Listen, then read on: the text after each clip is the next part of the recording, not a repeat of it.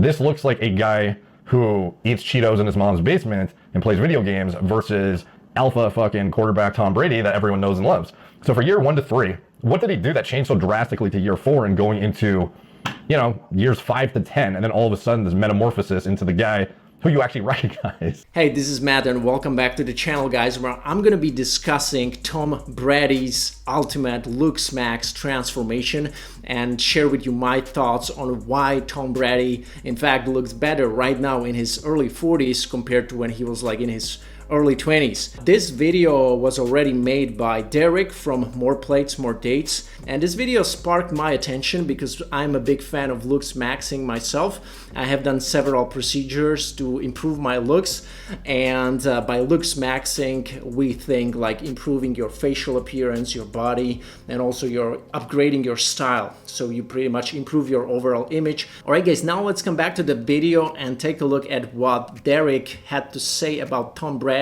transformation and what were like his insights. And I always like his insights because he makes really good content on topics like hair loss, dating, steroids, fitness, and he's a very intelligent guy. He also likes to call himself a meathead chemist, so I'm sure you're gonna like his channel. I'm gonna link this channel in the description below so you guys can check it out as well. And now let's just play a little bit of the clip that Derek uploaded on his channel about Tom Brady, the ultimate looks max. So I went all the way back to his first at 19 years old when the Patriots took a chance on this guy. The guy in this photo, he tweeted out this, he doesn't look fat at all. If anything, he looks body composition looks pretty similar to what it does now, but yet the face, I don't know, maybe just had some like binge eating fest and gained too much weight for some of the shots. I don't know, dude, because this is it's a little hard to explain the transition. His NFL combine, like, yeah, it just looks like young Tom Brady, but holding a bit more fat in the face. So what is the probability this guy had like a chin implant or jaw implants that everyone seems to be talking about? They think he's had like fillers done. They think he's had his entire face like reconstructed and some crazy shit. All right, let me stop it here. So we can see that this guy is obviously athletic. He's not like shredded or anything like that, but there is no reason for him to hold so much fluids in his face, especially in this area, like around his jawline and here, from the jawline all the way up to his cheeks and also around his cheeks. There is no reason for this unless this guy could suffer from hypothyroidism. Why I think that this guy had been temporarily suffering from hypothyroidism, probably around his mid-20s. Now,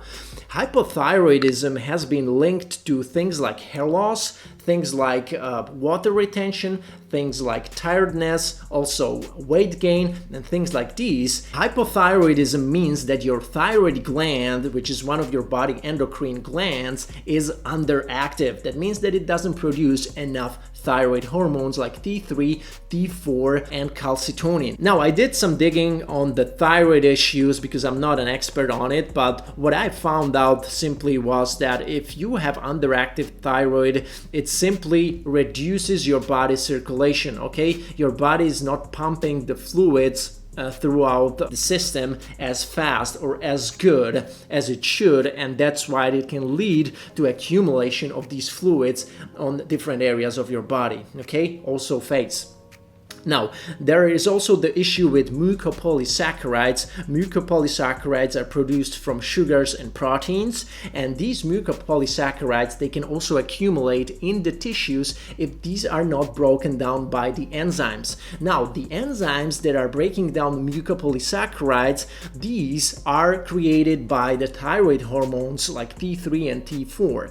So if your body doesn't produce enough of these thyroid hormones because your thyroid is underactive, there you go. You have like overproduction or overpopulation of these mucopolysaccharides in your tissues, and these act like sponges. They can like pull in water, sodium, and this can lead to accumulation of this fluids and cause this puffy look. There's also this severe condition of this accumulation of mucopolysaccharides, which is called mixed edema, and here are some examples of that. And then they get on treatments for hypothyroidism, and their faces like get leaner again. So this is, in my opinion, the most likely scenario why Tom Brady was able to recover from this puffy face appearance, get rid of these additional fluids around his jawline and cheekbones, and have these chiseled jawline we know him for. Now, at the end of the day, if we take a look at these pictures, like 2000 versus 2014, where people are saying like, wow, on the picture on the right, like the jawline looks so chiseled, like what did this guy do? He was just holding a little bit more fluids in these areas here from the jawline to the cheekbone, and that was it. I mean, his chin, if we take a look at his chin, it's the same on both pictures, in my opinion. It doesn't look that different. The only thing that makes it look so like Chad-like, or his jawline to look so pronounced, are these two lines, which are coming from the cheekbones all the way down to the sides of his chin, like that. You cannot see it on this picture here because he holds like a lot of fluids in these areas as a result of potentially like being having underactive thyroid. And again, another reason why I don't think he got any implants or any plastic surgery on his chin. Simply, if we take a look at his photos from his teens or even high school years, we can see him already having signs of very good-looking jawline and very pronounced-looking jawline. We can already see it here. We can already see it in this interview with him. I mean, it already seems like this is gonna be like a really pronounced looking jawline in the future. It doesn't look that defined either as it does today, but it doesn't look that puffy. So I think between his early and mid-20s, he probably suffered from hypothyroidism. Okay, that's the only thing how you can explain that. That's the only thing how you can explain him being like athletic, him being in shape while having this puffy look around his lower portion of the face. There is the only explanation, like the logical explanation to me, how you could explain that. But maybe there's something else. I don't know. I could be wrong too. Not the same dude. He has not slimmed up enough yet. And then in the coming years, he goes on a, I don't know. I would like to know what his before and after weight was, to be honest, because this looks like a significant change. And I can see why. Yeah, I mean, I agree. Maybe he also had like additional weight on him. Maybe also that could have played a role. But I think, again, with Tom Brady, it wasn't just that. It was also some other, underlying issue, the thyroid issue. And circling back to the hairline discussion, 25 years old, the guy was well on his way to getting goddamn slayed by the Norwood Reaper. And somehow he survived and managed to recover to literal model tier hair in his 40s. Like, the guy's hairline has made a dramatic, I don't even know if you call it recovery, because it made it was almost like you'd catch some weird angles, some weird, sweaty shots in the game, and this guy looked like he was gonzo. And then within a couple of years, he's back to, perfection. So did he have a transplant during that time?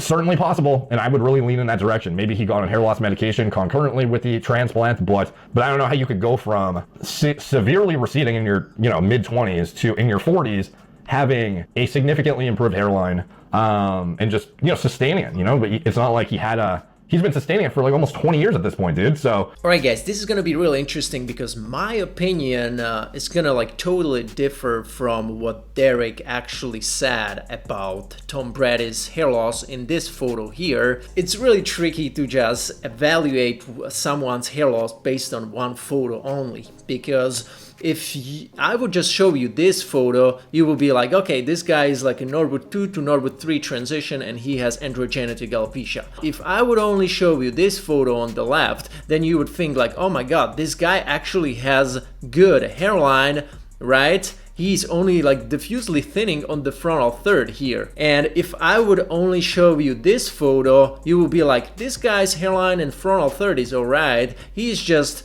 receding on his crown. Very misleading to maybe just pinpoint one or the other photo and just start evaluating his hair loss based on that, when in reality none of these cases or none of these photos can actually show the real picture. Here is what I really think about Tom Brady's hair and why I don't think that he got a hair transplant, and the only thing that he might have done was to get on medication in case he suffered from androgenetic alopecia. But did he really? Because let's take a look at some photos of him when it was maybe looking like he had been suffering from androgenetic alopecia. So here, this is like his when he was like in his early 20s, and you would probably even say like, yeah, he actually is developing these corners here, so he's already like suffering from androgenetic alopecia, which may not be the case. We can also say the same about this photo from 2002 when this guy has like a wet hair, and we can also say that maybe he's also receding on corners. Is he really? Here you can see Tom Brady in 2005, and we can already see him with a very defined hairline, okay? No signs of hair loss, no signs of diffuse hair loss, and this is just what, like another angle, and it's captured like from down there. Probably somebody who is shorter than him was capturing this photo, and it seems like his hairline is like perfect. It's not diffusely thinning, and neither it's like receding in this male pattern baldness fashion. So this is 2005. Now let's fast forward to maybe 2015, 2016, and voila, we see this guy again. When he has wet hair, we could say that he's receding on the corners, okay? We can see it also here. Look, we could potentially say that yes, he's probably starting to recede. And then look at him here. Perfect hairline, perfect thickness. But then again, let's take a look at this picture, which is by the way from 2019, which his hair is also slightly wet here, and we could also say like, yeah, this guy could be potentially thinning underneath here because it seems like his edges are receding. So we see that his photos are very, very mixed, and I also noticed him having like these kind of thinned out area around his right corner, which is this here.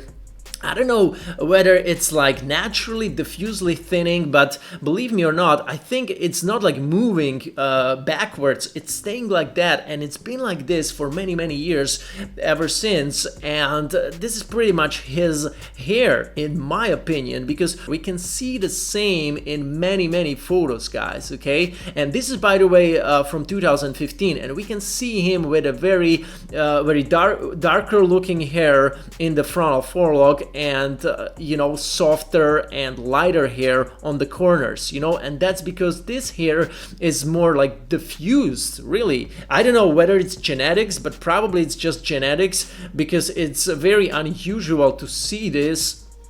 And if you suffer from androgenetic alopecia, you eventually kind of, lose that hair. But it seems like this guy still has that hair. Even when he was younger, and now when he's older, he seems to have this diffusely thinning hair on the right side of his corner, and also on the left side, but on the right side I see it more. If you take a look and compare how his right corner goes, it's going a little bit higher than his left corner, in my opinion. So I don't know. So I don't think it was any of these like looks maxing strategies like plastic surgery, implants and this and that. I think it was mainly due to him recovering from hypothyroidism, potentially, being on anti-hair loss medication and thyroid medication for proper thyroid function, and these things helped him to improve his hairline, make his hair thicker, and get a more chiseled jawline, which he always had, but because of that imbalance in his thyroid function, he just didn't look that great. And if you want me to cover these topics more often on the channel, you can let me know. There are many good examples of looks maxing, which I can cover as well.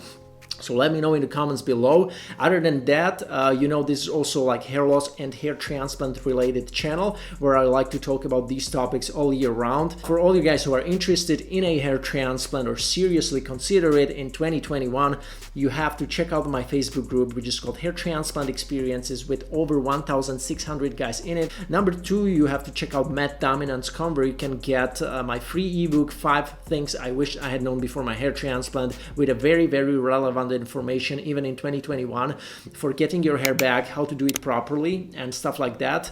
And you can also check out some of my hair transplant guides on how to do the proper hair transplant research, how to get a successful hair transplant, and how to pretty much get the best hair transplant in Turkey as well, because Turkey is on itself a big hair transplant market and you can find there like hundreds of hair transplant doctors. Okay, so it's very concentrated as far as hair transplants and even cosmetic procedures. So that's what Turkey is, and Istanbul especially.